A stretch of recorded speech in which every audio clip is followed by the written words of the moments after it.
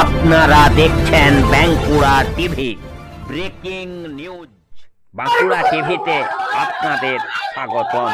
বাঁকুড়া টিভির chief editor the tiger journalist দাদা উত্তম দে তুলে ধরছে পশ্চিম বাংলার একটি নেককারজনক ঘটনার খবর। নবান্ন অভিযান ঘিরে পুলিশের সাথে তুমুল উত্তেজনা।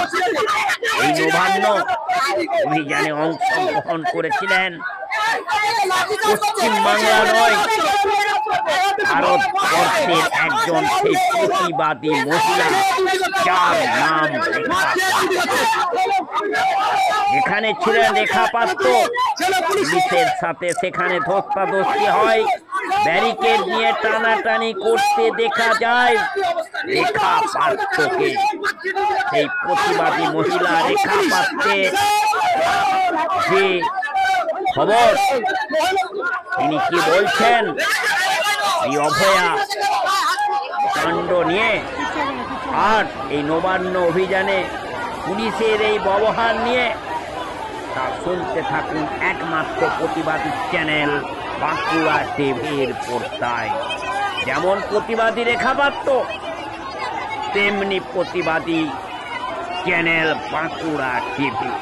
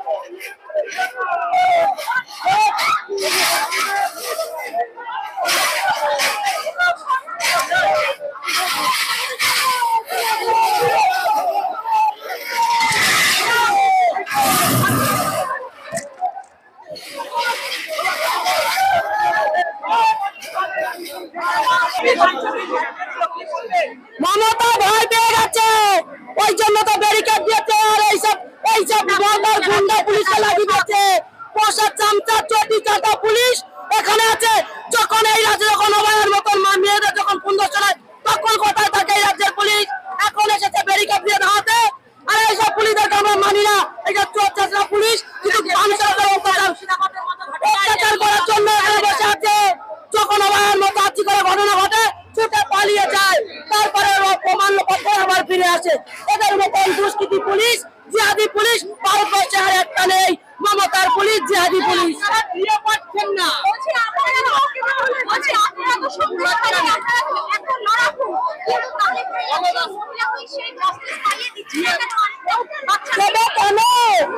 কেন ওই হসপিটালে তো ওনারই নোংরামা চলতো, ওনারই দুর্নীতি চলতো।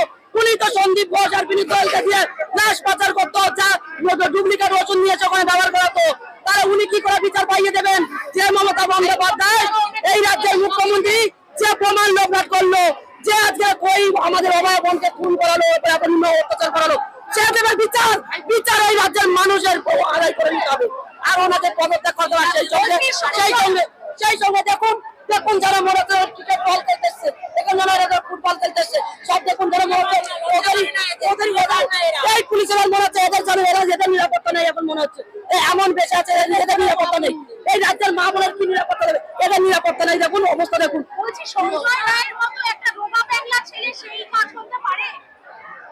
একটা লাশকে যদি একটা মদ খাওয়া মুদো মাতার লাশকে যদি পাঠিয়ে দেন, সে কি বোঝে সে জীবিত আছে না মৃত আছে? সে তো কুকুর, সে তো রাস্তার কুকুর, সে তো লাশ ফেলে ছিঁড়ে খাবেই। আসলে যারা জীবিত একটা মেয়েকে, জীবিত একটা মায়ের সন্তানকে যারা ছিঁড়ে খেলো, যারা খুন করলো, যারা তার ঘাড়ে শিরা ভাঙলো, পিঠে শির যারা ভাঙলো, হাত পা ভাঙলো, ছিঁড়লো, তাদের কোথায়? বিনীত গোয়েল কোথায়? সন্দীপ ঘোষ কোথায়? তাদেরকে নিয়ে আসুন।